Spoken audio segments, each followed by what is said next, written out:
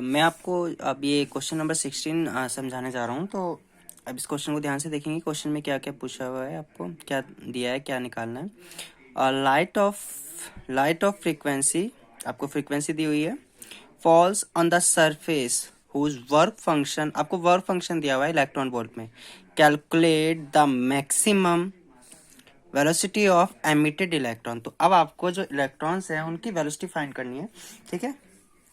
तो वेलोसिटी कैसे फाइंड करेंगे? तो अब वेलोसिटी किस तरीके से रिलेटेड होती है आपकी इलेक्ट्रॉन्स की। अगर उसमें आप देखें किस फॉर्मूले में आती है, तो आपको याद हो काइनेटिक एनर्जी में आपका वेलोसिटी गिवन होती है, ठीक है। काइनेटिक एनर्जी का फॉर्मूला क्या होता है? Half mv²। तो आपको पहले काइनेटिक एनर्जी को टर्म्स को यूज करना है। तो अब आपको वर्क फंक्शन गिवन है और इंसिडेंट लाइट की फ्रीक्वेंसी गिवन है। तो आपको फॉर्मूला पता है ई के, क्या था? इंसिडेंट लाइट की एनर्जी माइनस वर्क फंक्शन, ठीक है। और ये कितना होता है आपका? हाफ mv², जो मैक्सिमम होती है, ठीक है। h आपको पता है कितना होता है?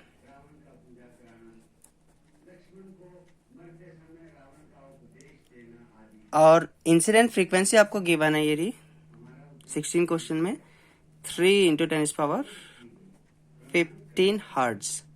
लेकिन अब जो यहाँ पर दिक्कत आती है, जो आपका वर्क फंक्शन है वो किस में गिवन है? इलेक्ट्रॉन वोल्ट में। और ये जो फॉर्मूला हम ये जो वैल्यू रख रहे हैं ये जूल में थी।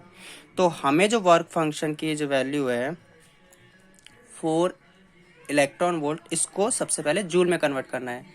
तो आपको पता है 1 इलेक्ट्रॉन वोल्ट में कितने होते हैं? 1.6 × 10⁻−19 जूल। तो अब ये आपका जूल में हो गई एनर्जी। अगर आप यहाँ पर ये वर्क फंक्शन को इलेक्ट्रॉन वोल्ट में रख के सॉल्व करेंगे तो आपका आंसर गलत आएगा।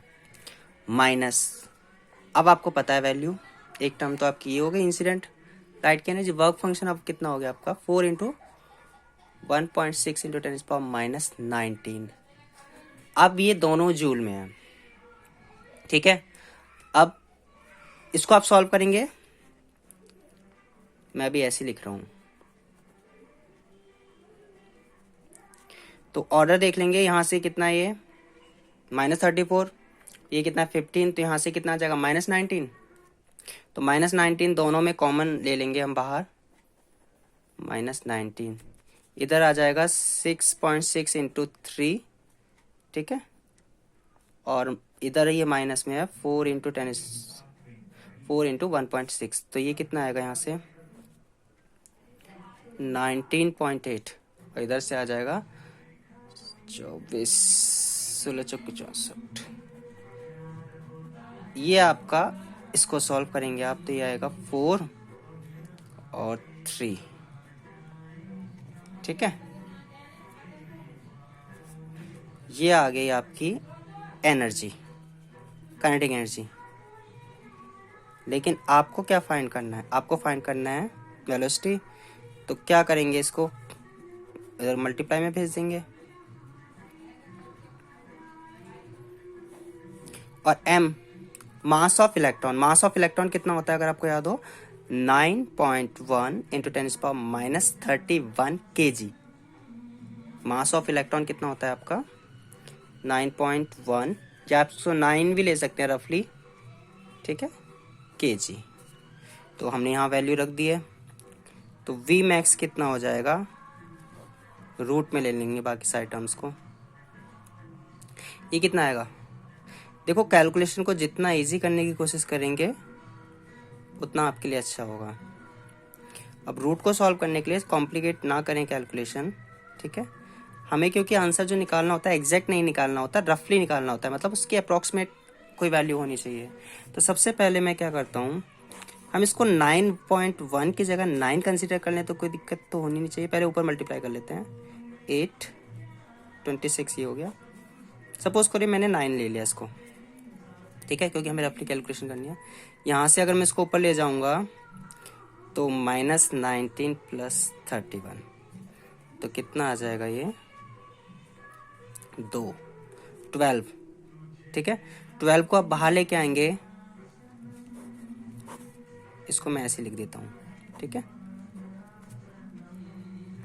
ये +12 हो जाएगी, 12 को बाहर लेके आएंगे रूट के, तो पावर में को आप क्या करेंगे, डिवाइड करेंगे, तो ये 10 की पावर 6 बाहर आ जाएगी।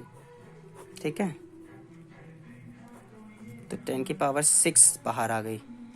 अब इसको आप सॉल्व कर लीजिए, तो ये कितनी बार में जाएगा लगभग, अगर आप देखें तो, या इसका 9 का रूट 3 आ गया, ऊपर है 26, तो 26 अप्रोक्सीमेट अगर आप देखो तो 5 5 जा 25 होता है, और 6 6 जा 36, तो 5 और 6 के बीच में होना चाहिए, लेकिन 5 के लगभग पास आ रहा है ना, क्योंकि 5 जा क्या होता है 25। ठीक है, तो और ये है 26, तो मैंने इसको रफली ले लिया, सपोज करो 5.1 ले लिया। ठीक है, तो वी मैक्स कितना आ जाएगा अब यहाँ से, 3 एकम 3, ठीक है, 3 7 21, 1.7 समथिंग है ना। This is your answer. ठीक है, तो इस तरीके से रफली कैलकुलेशन करें, सॉरी रफली नहीं, इजी कैलकुलेशन करें। अगर आप इसको क्या करते, इसको यहाँ ऊपर मल्टीप्लाई कर लेते, इसको यहाँ मल्टीप्लाई करते, फिर डिवाइड करते, फिर रूट लेते, तो आपकी कैलकुलेशन कॉम्प्लिकेट हो जाती, टाइम ज़्यादा लग जाता। कैलकुलेशन को इजी करो, क्योंकि आपको एग्जैक्ट आंसर नहीं चाहिए होता है, रफली चाहिए होता है। तो जैसे आपका आंसर अगर देखें कितना था 1.72, तो आपका 1.7 आ गया। तो और ऑर्डर भी देखें 10⁻6, यहाँ पर आपका सेम ऑर्डर है, तो हम ऑर्डर को देखते हैं, यहाँ 1.7, ठीक है, इसके बाद 2 और आना चाहिए था, लेकिन कोई बात नहीं, ये दिस इज करेक्ट। ठीक है, तो इस तरीके से आप इसको सॉल्व करने की कोशिश कीजिए। लेकिन जहाँ पर जो मिस्टेक हो सकती थी आपकी, वो यहाँ पर आप कर सकते थे। अगर आप यहाँ W वर्क फंक्शन को इलेक्ट्रॉन वोल्ट में पुट कर देते, सपोज करो अगर यहाँ 4 पुट कर देते और माइनस करते, तो आपका आंसर गलत आता। क्यों? क्योंकि ये टर्म तो आप ले रहे हैं जूल में, और ये ले रहे हैं इलेक्ट्रॉन वोल्ट में। हाँ, अगर आप यहाँ पर अगर आप इसको जूल में ले लें मतलब इलेक्ट्रॉन वोल्ट में ले लें, यानी इसको अगर हम डिवाइड कर देते इलेक्ट्रॉन के चार्ज से, और अगर इसको हम यहाँ इलेक्ट्रॉन वोल्ट में रखते, तो आप इसको उस तरीके से कर सकते थे। लेकिन फिर आपका यहाँ पर दिक्कत आ जाती, क्योंकि ये जो है आपका सिस्टम जो है अलग ही हो जाता। ठीक है, तो हम जनरली जो आपका सिस्टम होता है MKS सिस्टम में सॉल्व करते हैं, ताकि आपका आंसर ठीक है। तो this is the right method. अगर आप इसको 4 रख देते डायरेक्ट, तो यहाँ गलत हो जाता आपका। ठीक है, आप सॉल्व भी नहीं कर सकते थे, क्योंकि आप इसको माइनस प्लस कुछ कर ही नहीं सकते थे, क्योंकि जब तक ऑर्डर सेम नहीं होते आप इनको माइनस नहीं कर सकते थे। तो ये आपको ध्यान रखना है कि एनर्जी आपको इलेक्ट्रॉन वोल्ट में गिवन है, आपको जूल में गिवन है, और आप जो मेथड यूज़ कर रहे हैं उसमें आपने कौन सा सिस्टम यूज़ किया है, MKS सिस्टम यूज़ कर रहे हैं। बाकी सारे जो आपके टर्म्स हैं उनको आप किस तरीके से उनकी वैल्यू रख रहे हैं, ये सब छोटी छोटी चीज़ें आपको ध्यान रखनी होंगी, तभी आप इनको कर सकते हैं।